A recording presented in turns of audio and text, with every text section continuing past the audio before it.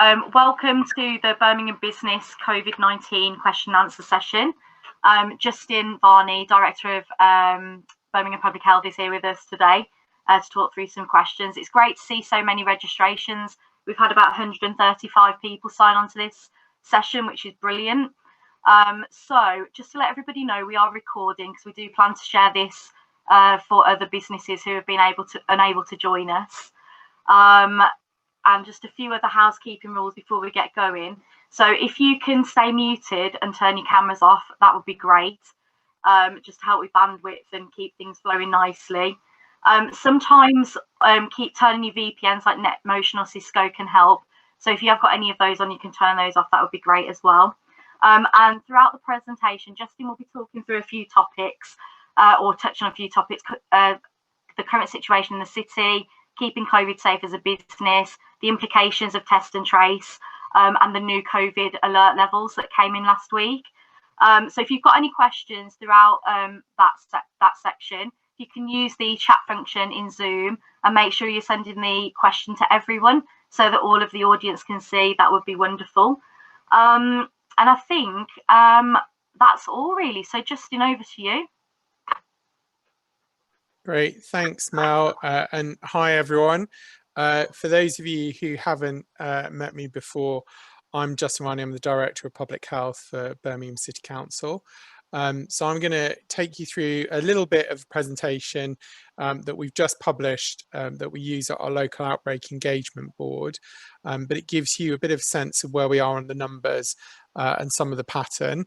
And then I'll move on to talk about some of the other issues. But if you do want to put questions in the box at the same time, then I will try and pick them up. Although when I'm slide sharing, I don't think I can see the box. So where we are at the moment is that generally the only way is up, I think, with COVID.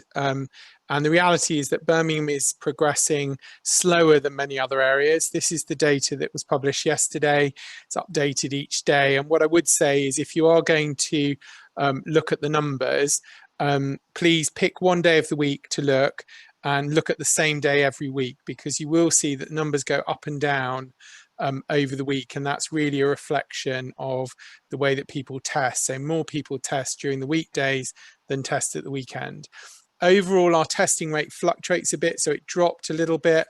Yesterday, it's back up to about 2,000 today, and really we want to keep it above 2,000 tests per 100,000. If I can just remind everyone to mute as you come in, thanks. The key thing I think that we are watching is the percentage of tests that are positive, and that is going up, which again is reiterating that we are seeing rising cases, and this is a real rise. It's not just because we're testing more. So overall, our case rate yesterday was about 179. It's running about 185 today on the NHS dashboard. And testing coverage is pretty good across the city, and this is a real change from where we were about 2 months ago, where there were clearly areas of the city that were in the grey zone. Now everywhere at least is in the blue, and we've got some areas where it has increased significantly. We've got more and more walkthrough testing sites going live, and which is really positive. Can I just remind people to mute yourselves when you've joined us, please? Because it stops any feedback. Thank you. So we've got a range of testing sites available. People can book tests at all of these sites through calling 119 and through the NHS testing website. The range of cases across the city, as I said, is pretty broad, and what you can see is if you look at it, the total number of cases we've had to date, there are clearly areas that have been more affected. But what you can see over the last week is that pretty much all of the city is at least green, and moving more of the city into the reds and oranges with higher numbers of cases. So we are seeing spread across the vast majority of the city now. And this is the kind of journey that we're on. So we came out of lockdown towards the end of June. We held case numbers pretty low, but we weren't testing very high numbers then. And gradually as testing's increased, we've got a more accurate picture about what's going on. But what you can see is we took kind of two sharp steps up. First at the end of August, and that's where we moved into an area of enhanced support. And then as we moved through September, where we moved into an area of national intervention. And really, since we've had the restrictions on household visiting, what we've seen is that rate of increase has slowed down. And although we're continuing to go up, it's a much flatter increase than some of the areas in the north. I suppose I'll skip through some of this because you can look it up online and read it in detail. But the bit I wanted to highlight here was ignore the area that's shaded out because that's where we haven't got complete data at the moment. But what we're seeing is basically a rise in case rates across most age groups. And up until really the end of September, it was predominantly our 30 to 50-year-olds where the majority of new cases are. Since the kind of end of September, we have seen increase in both the 10 to 19 and 20 to 29 age group, although in reality what that's reflecting is 18 to 22-year-olds. So it's very much linked to first year students at university, and that's what's increased there. That's now starting to flatten out, which is a good sign, and reflects all the hard work the universities have been doing. The line on this graph that I would say watch closely is the dark green grey line at the bottom, the over 80s. This is rising quite rapidly now, and it's the area where we have most concern. And we've also started to look, I'll just skip through some of this, particularly if we look at the over 60s, and nationally, this is probably the metric which is most important when people are thinking about whether you go into tier 3 or into further restrictions, because this is the one that aligns closest with what's happening in the NHS. And as you can see, we did see rise over the beginning of September. That started to flatten out, and the question is, will it flatten out now or will it increase? And that is the kind of key area of focus in terms of the decisions that are made. So there's the case rate as a total, but actually more focus now on the case rate in over 60s, the percentage of tests that are positive, and also obviously the context of care home outbreaks and hospitalizations.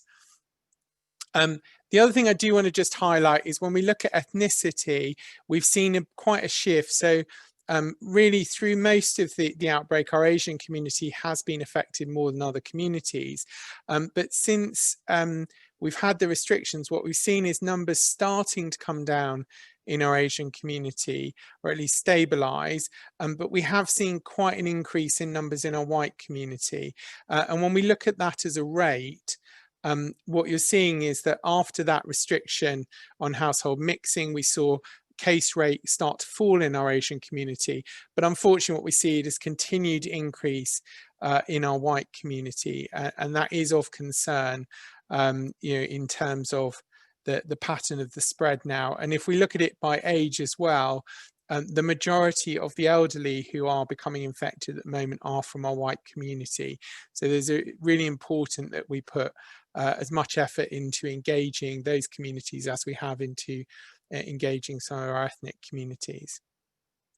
I'll just highlight this about situations are where we've got cases. So an issue or an exposure is a single case.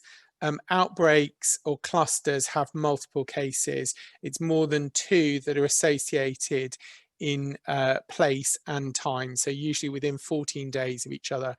So if you have cases in your workplace, if you've got 1 case, it will be considered an exposure or an issue. And if you had 2 cases, you'd be a cluster or an outbreak. And the difference between a cluster and outbreak is whether we can connect them. So if you have 2 people on the same shift who became infected, then we would say that's a cluster. If we had 2 people on completely different shifts who hadn't been in the office at the same time or the workplace at the same time, then that's considered an outbreak because we don't know how that transmission's occurred. So that's the slight difference. But what you can see is we've had very, very rapid increase over September and the beginning of October in terms of the number of situations that come through to us and Public Health England. And although the majority of these are around education and early years, we have seen a significant number linked to the workplace.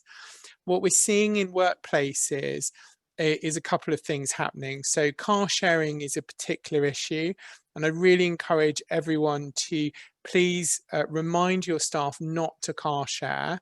If they are car sharing, they need to make sure they've gone through the guidance on the government website about how to do it safely, or at least reduce the risk, which means all the windows down, whatever the weather, and everyone in face coverings, and trying to keep as much distance as possible between each other.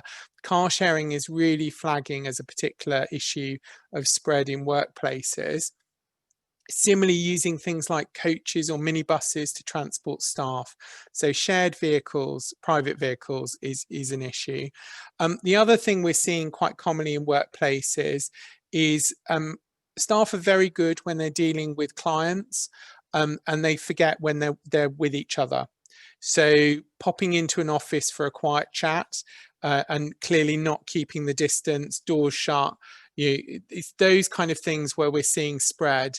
Particularly people on their lunch break or on the cigarette break, again, is coming through as quite important areas of transmission. So it is really important to remind staff that it's not just about how they keep your customers safe, it's also about how they keep each other safe, because that's where we see the pattern of transmission.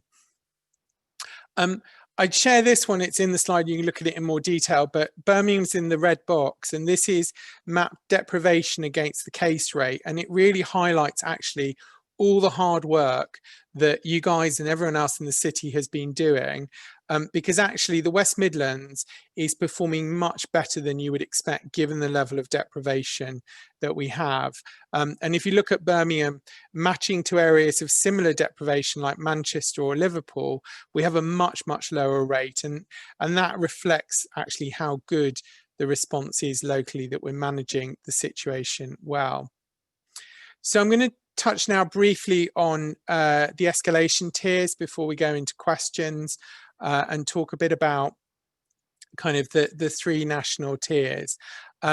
So there are, of course, local authority regulations, and some of you know we've got what are called Section 3 regulations, and these are the ones that give us an ability to close premises, prohibit particular types of events, or restrict access on the grounds of a lack of COVID safety. And you will have seen in the local media, the council has not held back, nor have the police, in taking enforcement action where we see bad practice. And it's really important, I think, that we do try and tackle bad practice. It will only take 2 or 3 businesses from a particular sector to be held up as this is where we've had a big outbreak, and you will see restrictions for that entire sector. And I think that's a really important message to get across, is that this is where businesses need to peer-to-peer have little conversations with those that might be letting the side down, and provide support and advice on how do you get it right, because that's where the risk comes. So there are national levels. We're currently at high alert level, which is tier 2, along with Sandwell, Solihull, Walsall and Wolverhampton. I'm not going to dwell on tier 1 because we're not there, and the reality is, I think, the direction of travel for COVID is generally up. I think it's unlikely that we're going to come down in the short term. So I think there's relatively little value in focusing on tier 1 at the moment. When we look at tier 2, this is where we are at the moment. So you must not socialise with anyone outside of the household you live in, or in the support bubble, in any indoor setting, or in a public indoor space, and that includes hospitality. And that's really important, because we have seen nationally transmission in hospitality settings, and particularly where there's mixing between households. I think the biggest concern is where it's celebrations, frankly, birthday parties, hen nights, stag do's, wedding receptions. And we've certainly had examples in the city where a venue's done everything it should in terms of social distancing, and the father of the bride went and shook hands with everyone, and lo and behold, 25 out of 30 guests all got COVID. You know, and that's the problem with that kind of indoor mixing in a space. You can't socialize with more than 5 other people, so that rule of 6 outdoors. There's obviously the curfew at 10 o'clock in terms of hospitality sector. There are restrictions on the number of people at weddings and funerals, and the indoor physical activity has to have risk management in place to ensure that people don't mix between households, but travel can continue. And I think where most minds are probably focused is what happens at the next tier. So at the next tier, similar, no mixing, although there's the return to no mixing in private gardens. Rule of 6 still applies outdoors. The closure of pubs and bars, and they can only operate if they're operating as a restaurant, which means that alcohol can only be served alongside a meal. And a meal doesn't mean a bag of crisps, it means a full proper meal. There are further restrictions on the numbers attending weddings and funerals, and wedding receptions are prohibited in any form. Physical activity, exercise classes can continue with the risk assessment, and travel is advised against, but it's not prohibited. And there are some restrictions around that. There's then this kind of sentence at the back which says plus locally negotiated additional restrictions. And what I would say about the locally negotiated is that these are the ones where you see areas where they go, and the additionality is we're going to close bingo halls, casinos. We are going to require all hospitality to move to takeaway only. Now that is based on what happens, what the history is of the local area. So what is the pattern of spread? What is being reported to Test and Trace and to Public Health England in terms of clusters of cases associated with particular businesses? And this is where I make the point about you know, the reality of what businesses taking the responsibility, and it will only take a couple of them to end up to let the side down and end up with an entire sector being moved into restrictions. You know, I was having an email conversation with someone this morning from the leisure industry who was, you know, telling me how great their COVID safety was, which I was saying, yeah, that's brilliant. But I've certainly seen gyms flag up as areas where people who've positive, 2 or 3 people have definitely been to the same gym in the period that they were infectious, or they could have caught the infection. Now those premises have been visited by environmental health to go through their risk management, but it's those kind of situations. Similarly, we've had issues around private members clubs with licensed bars, where behind closed doors people forget COVID safety, and that's, you know, that's really important as well. So I mean, it's a challenge. We don't release information on the specifics of which business was involved unless we take enforcement action, and that's then in the public domain. And that's, you know, that is to reflect that some businesses have made honest mistakes and have learnt from them and improved. But, you know, we only take enforcement action when we don't see significant improvement. But that's the basis on which the kind of the additional restriction judgments are made. It's very much on the pattern of what is the local epidemiology showing, where have you had outbreaks, you know, what is your enforcement picture, are there sectors where there are particular concerns that people are not doing the right thing. So I'll go on to just answer a couple of the questions now, and if you use the chat box to add any more, I'll try and go through them. Normally in these sessions I do run out of a bit of a voice, so I'll keep sipping as we go. So question from Mr. Ali about how close are we to tier 3? Well, I'm afraid that's crystal ball gazing. I would certainly say I don't expect us to go into tier 3 this week. I doubt it would be next week. Week after depends a bit on whether we continue to climb. You know, and the reality is we are moving upwards much more slowly than the Northwest has done. And there's a lot of interest now about why is it that Birmingham and the West Midlands are faring much better, not just because that's what our testing data, there's also what's called surveillance data, where they have research studies in essence, and they're showing the same picture. And I think it's very much a reflection actually of the community engagement, the partnership we've got with business, with community organisations, with faith leaders, a huge amount of comms activity that's been going on, the COVID champions that Mel will talk about later. You know, all of that is helping make sure that people are doing what they're supposed to. And that slows our climb. But as I said, I think on the radio this morning, I think it probably is when, not if, looking at the general direction of travel for the whole country. So we're certainly starting to prepare the arguments for the financial aid package, and the Chamber is working very closely with the Council on this to put together what we would want as a deal. But it's, you know, it's not a tomorrow thing, but it is definitely approaching. There's a question from Leela about what happens if none of the tier system works. Well, I think if it doesn't work, we end up in full lockdown, is the reality. You know, I know that Wales have announced a circuit breaker this morning. You know, the thing I think that's important to understand about a circuit breaker is that it really needs to be about 4 weeks long to be effective. And what a circuit breaker does is it slows things down. It doesn't stop it. It basically tries to reduce us and put us back where we were in July, and then we'd see the climb again. So it's about kind of trying to restart the climb rather than stop it in totality. And I think the reality is it needs to probably be at least 4 weeks to be effective, which of course has a huge economic impact as well as an impact on people's health and well-being.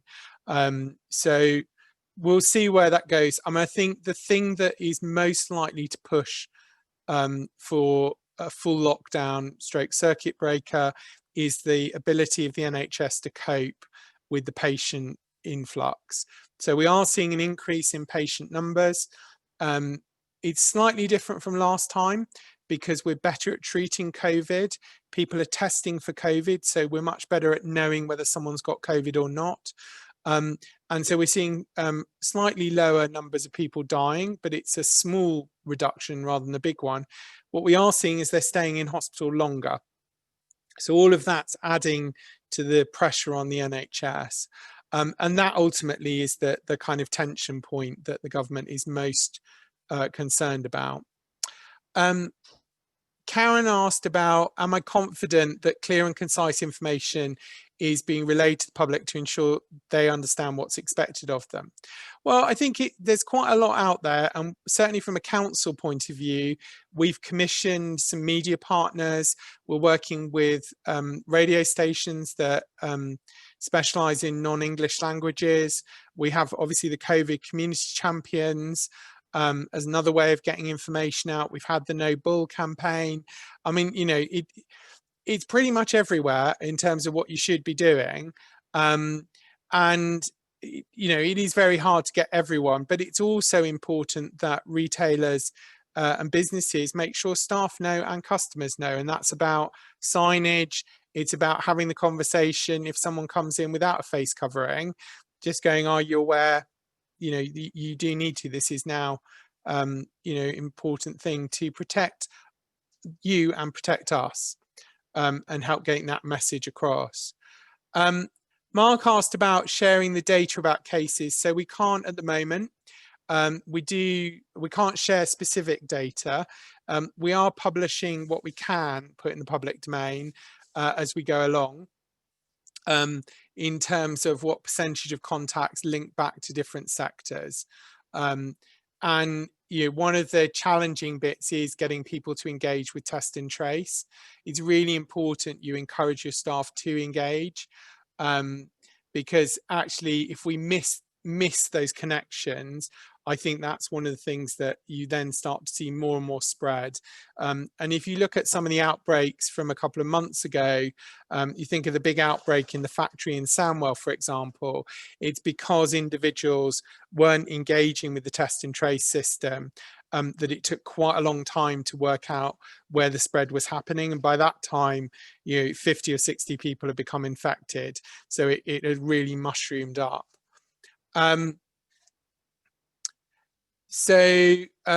Yeah, Richard asked this question about, is venues' responsibility to check attendees are a household bubble, and how can they do this?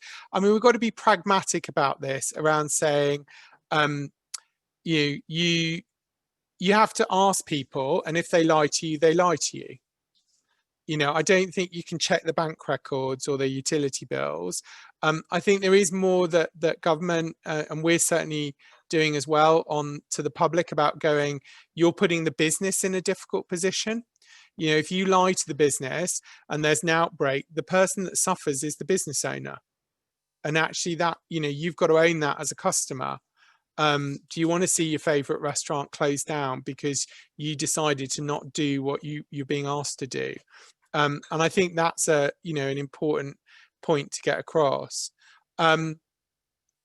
Rich, yeah, can we clarify? Rule of 6 doesn't mean abandon 2 meter social distancing. Space, face, and hands remains the key bit. And I think it is a challenge about enforcement, and it is reliant on the public playing their part. And this is a two-way thing. It's businesses got to play their part, and the public's got to play their part. And one of the challenges has been that the guidelines, the restrictions continue to increase. And that is a reality. It's much easier to lock everything down and just say everything's shut, but the impacts of that are huge. So I have got some sympathy for government about how difficult this is to navigate. And just on the wedding reception example that Rich highlights, the point wasn't actually that people were in different households. They were all actually sat on separate tables in their households. That bit was all done perfectly. It's the bit where the staff in the room saw the father go round and shake hands. That's the bit where actually just stepping in and having a quiet word in between tables. You don't need to do it, and stop people there. You've got to be sensitive a bit about this. But the sadness is that led to an outbreak of cases that all then lead back to the restaurant, because that's where it happened. And that's the challenge of this that I think we've got to be conscious of. Julia asked about what local restrictions will be imposed in the West Midlands in Tier 3 that aren't in other areas. I think that is all being considered over the next couple of weeks. And it does, as I said, it depends on what happens in terms of outbreaks and clusters over the next couple of weeks. There isn't a list yet, as Rich said. It is about looking at the pattern of the spread, and those restrictions get reviewed every 14 days. And I think the reality is I would be very surprised if anyone gets out of tier three in less than a month, because when you put in a restriction, it takes 2 to 3 weeks to be able to demonstrate any impact. So in the first 2 weeks, what you're actually seeing is the outcome of whatever you were doing before you went into tier 3. Now we'll see what happens with areas like Liverpool that have gone in first. But I think it's a question of we've got to learn as these things go along. I put the link again for you around where the slides are. Someone was just asking for that. The whistleblowing helpline, Magessa asked about this. Yep, so we've had over, I think it's now coming up to about 1,500 calls to the whistleblowing hotline, or reported through the website. All of those are followed up. And I would say my feedback I've had is about 95% of businesses go, yep, okay, we can answer that and we can improve. About 5% of businesses need a bit more conversation, and a small number of those end up then in enforcement because they're really not looking at that. So I think, you know, we'll see how that plays out, but it's certainly working well. I mean, the reason we set up the helpline and the portal to begin with was that learning off that outbreak in Sandwell, where staff knew that something was wrong, but they didn't know who to report it to. So that was basically what was behind it. I think we're not seeing any kind of malicious allegations. I mean, generally what's coming through is pretty legitimate concerns. I think the kind of things we've seen, or I've seen fed back, are things like queue management in hospitality is a particular issue, particularly bars and pubs. You know, it is important you manage your queues and your outdoor smoking spaces so that people are socially distanced. We've certainly seen in the Northwest that queues were a big problem, actually, in one of the areas where transmission was definitely occurring. Face coverings is a perpetual challenge. I think whether it's about face coverings on the bus or in the local supermarket, that definitely comes through. But there is also really quite concerning stuff that gets flagged about businesses that aren't socially distancing behind closed doors in their workplaces. And, you know, getting in before cases happen is really important. So I think it has been really valuable.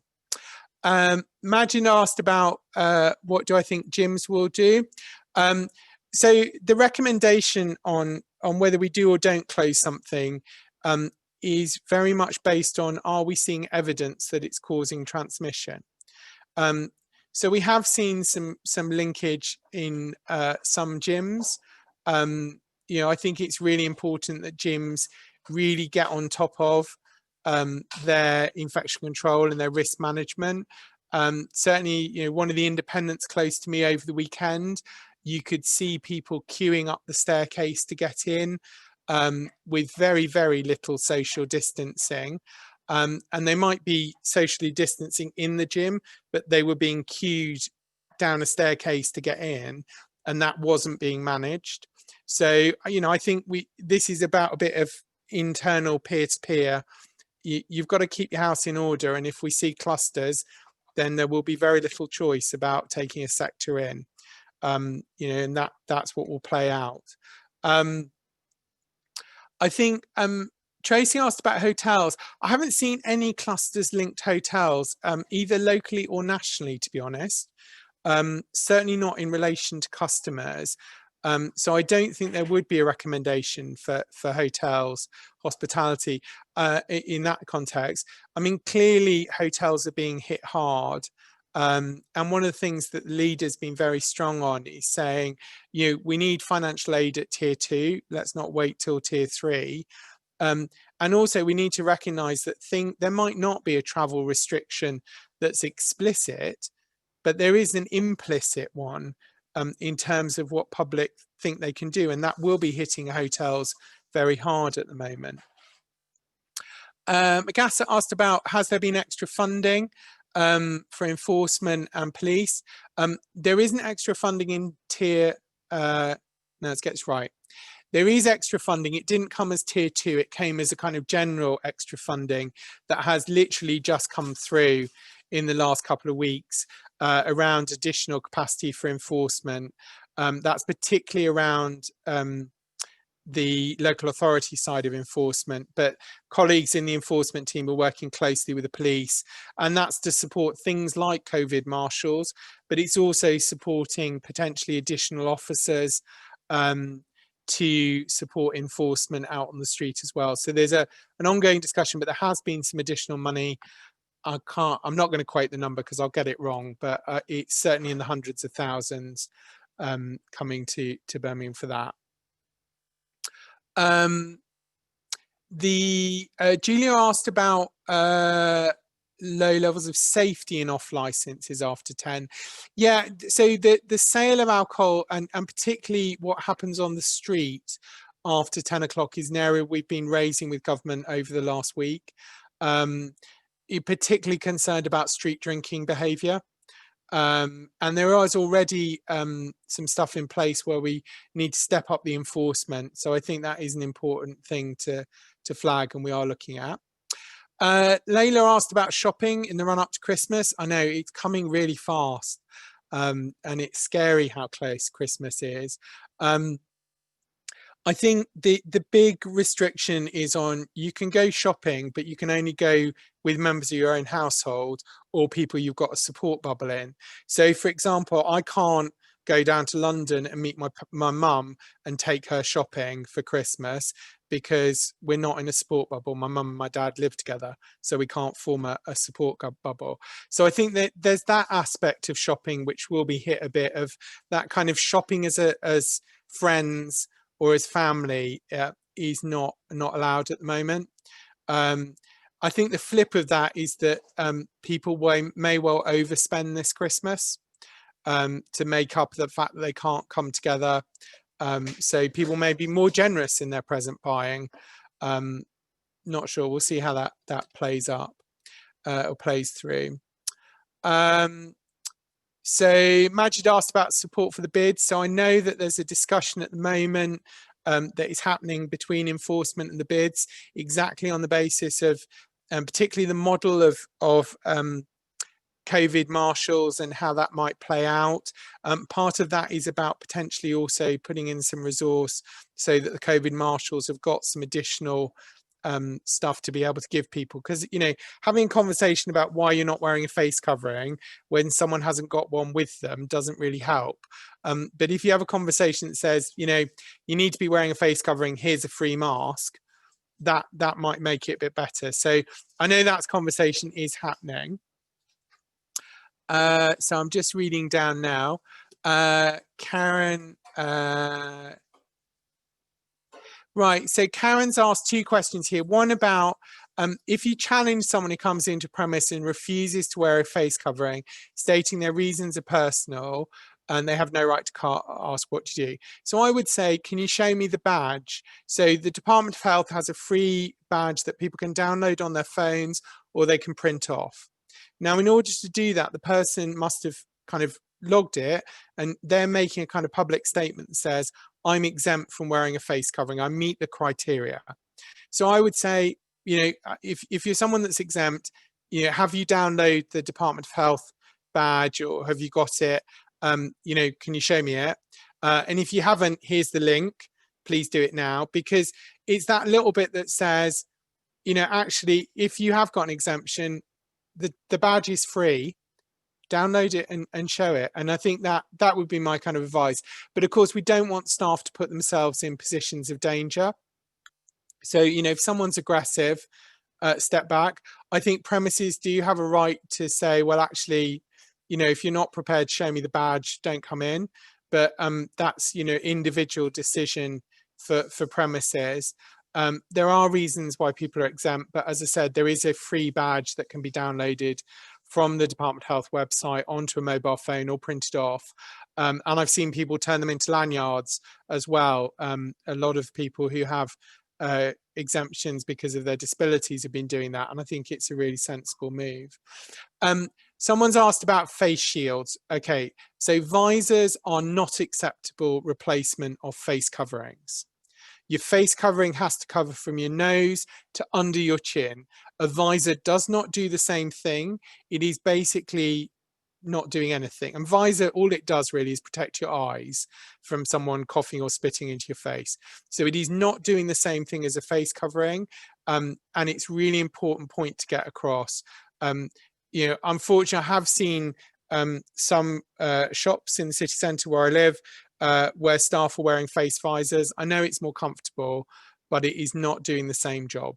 And it's not protecting the customers, it's not protecting the other staff, because when you breathe out, your breath just goes straight under the bottom of the visor, and it's basically making no difference. So visors, face shields are not acceptable. They are not face coverings. A face covering has to go from your nose down to under your chin. It can be made from pretty much anything, but it has to cover that. If it stops above your chin, then it's not counted.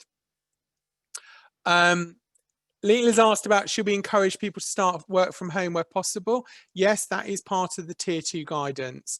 If people can do their jobs safely and effectively from home, people should. Warren's asked about fitness industry and the large chains.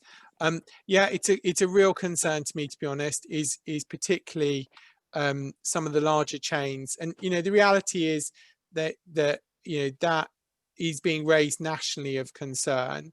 But what I would say is an industry locally in the fitness industry, the more you can put a bit of peer-to-peer pressure, work through some of your influencers as well, you know, and remind people that, you know, this is not about, how do I describe this?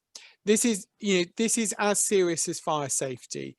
You wouldn't go and work out in a gym that was a fire trap. Don't go and work out in one that's a COVID trap, because you risk your own health. You risk the health of the people that you care about. You know, don't put yourself at risk.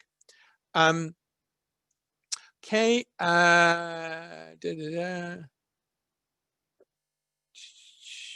So Majid's raised a question about some of the social distancing measures on the highway and the impacts. So what I'd say is that, you know, raise that through the bids and with the neighbourhoods team, the street scene team around, you know, are they the right things? You know, do we need wider pavements?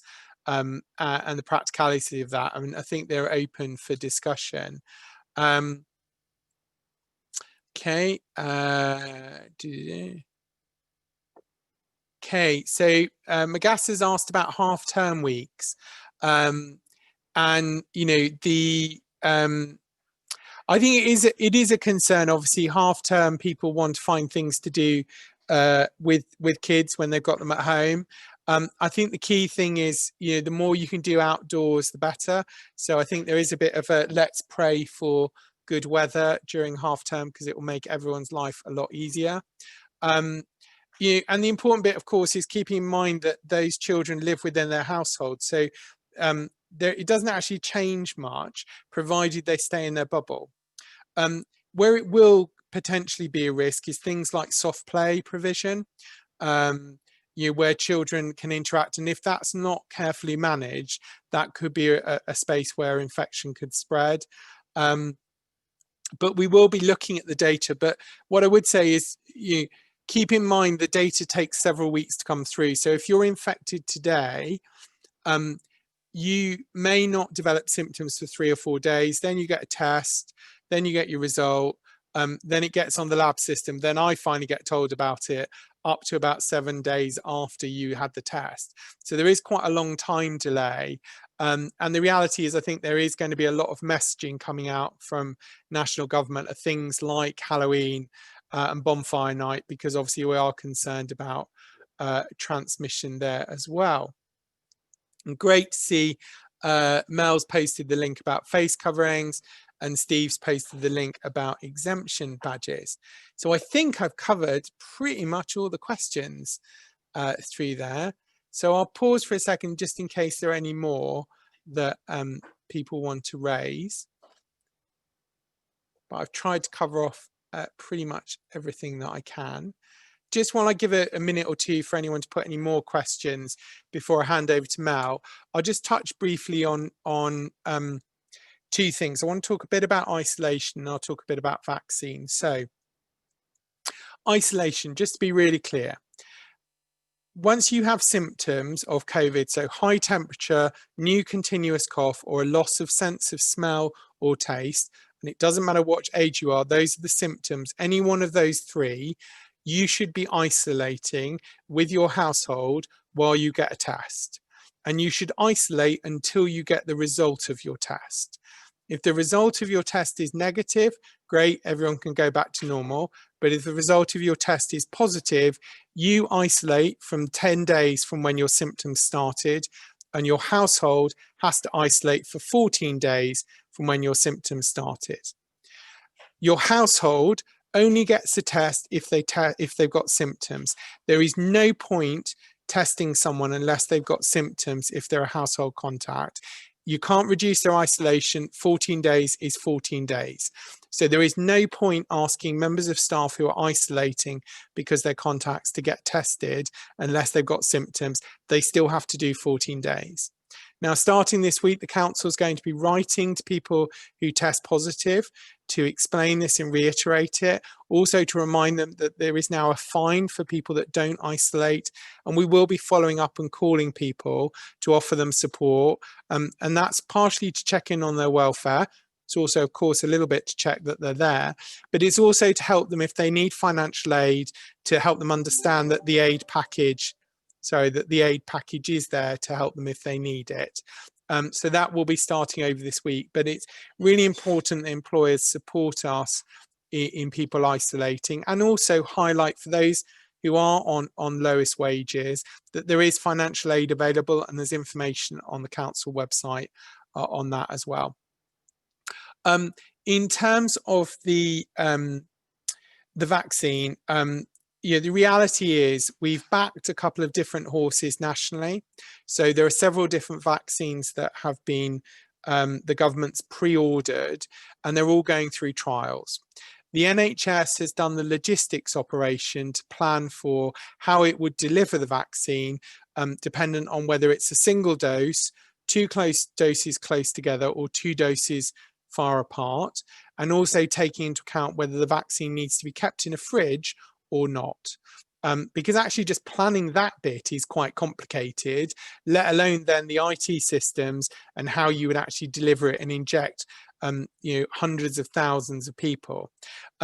So with a good wind, we'll get a vaccine that works and comes through all the levels of the trial by the end of the calendar year. That will then trigger the launch of the vaccination programme. I would expect, and this is not agreed yet, but I would expect that the NHS staff will be vaccinated first, those working in hospitals and in primary care. That's logical, as you would understand. Then those that are at highest risk of dying, so particularly the over 80s, those that have a body mass index of over 40, and those with long-term conditions. So very similar to the flu, seasonal flu criteria. And then they're likely to prioritise other groups. But it's going to take probably about 6 months to vaccinate everyone. So I think it is important I say that, because the reality is, even if we have a contact breaker stopgap, it's only buying time. And what we're trying to do is manage the case rise while the vaccine comes, but the vaccine is not going to come in the next couple of weeks. It's still months away. That being said, all the trials are looking good, which is really, really positive. So I am more hopeful than perhaps I was a couple of months ago, but it is not going to change tomorrow.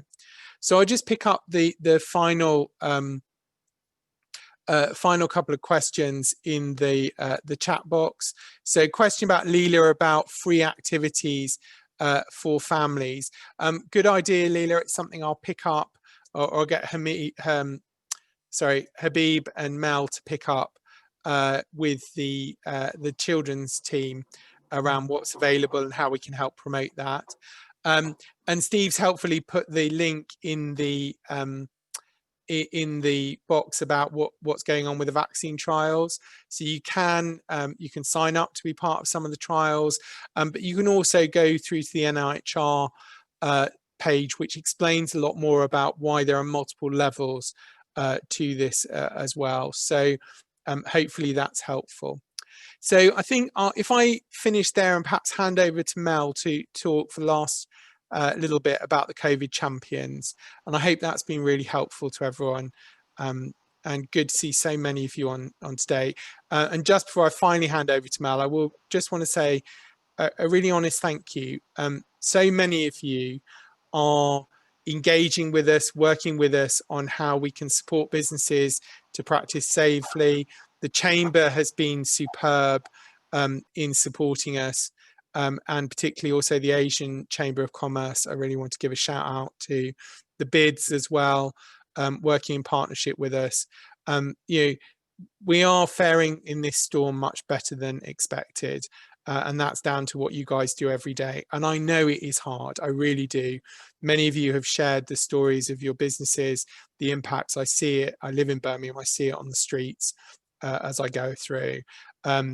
And some of you I know from the chamber and the bids have been speaking to the leader. You know how committed the politicians are, as well as the officers, to get a good economic deal for Birmingham, and to do everything we can to protect jobs and businesses, because the long-term ramifications of a depression in our economy is serious for the health of our population, as well as for their pockets. So thank you very much for your time, and I really appreciate all the support and hard work you're doing. Now I'll hand over to Mel now. Sorry, Mel, I muted you, so you'll have to unmute yourself again. Sorry, thank you. Thanks, Justin, for that, much appreciated. Okay then, everybody. So I'm just going to run through one of the things that we've got going on at the moment that Justin's mentioned a couple of times. We've launched the COVID-19 Community Champion Network. It's probably been going about a month or so now, something like that. And the idea behind it is that people in Birmingham, whether they live or work here, can sign up to the network, and they can receive reliable and reputable information directly from the council about COVID-19, about what's going on in Birmingham, about specific guidance that might be applicable to Birmingham. And you get that in the form of text messages, emails. You can join Zoom meetings like this where there's question and answers, and you share that information with your networks. So whether that is your friends and family, whether that's a church group, community group, or even in a business context, whether that's your customers, and you are a trusted person if you think about your customer base, etc. And actually, if you were to sign up as an individual or an organisation as a champion through our network, you would be getting direct information that you can then put out through your different communication channels on your social media, however you choose to engage with people. And that will help get that message as far and wide as possible. There's only so much we can do. We can use all the channels that we've got, but it's difficult for us to get into the heart of community sometimes, and that's where other people come in that can help us to do that. The Champion Network is also a two-way communication, so it's not just about us giving you information, it's also about you being able to email us and say what is and isn't working, what messages are getting out there, what's being well received, and actually where do we need to do more work because it's either not being understood correctly, or maybe we need to think about another way of how we get that message across. So it's very much a two-way street in that sense. So it's really easy to sign up. There's a web form on our website. I'm just going to pop the link in the chat now. So if you visit birmingham.gov.uk/COVID-19_community_champions, there is a web form on there that you can complete where you sign up to be a champion.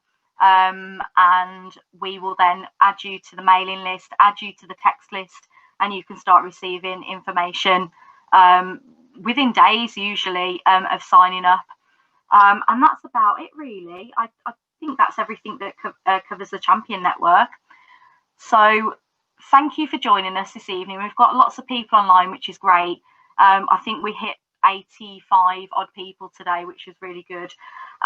We hope to probably do another one at some point in the future, so keep your eyes peeled. And there will be other, if you sign up as a champion, there will be other opportunities to do webinars like this on various different topics to learn more about COVID in the context of different parts of the city and different just parts of life really.